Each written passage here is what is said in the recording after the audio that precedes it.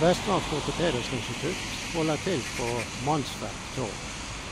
For å komme hit sørfra kommer du nedover her. Du kan ta av på busstoppestedet Bolstad, som er på Mannsverk,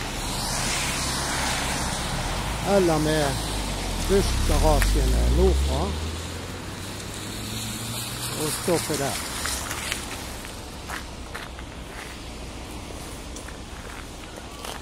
For å så komme til instituttet, så går du ned mot Høyblokken.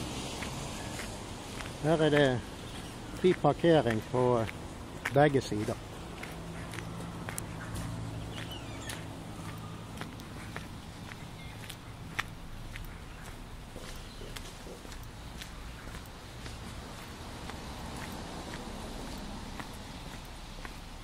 Ta til venstre ved blokken.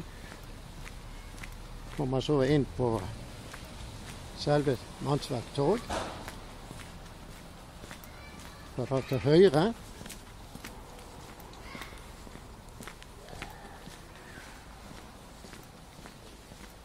Og følger bortover til du får Vestlandske Ortopediske Institutt på høyre side.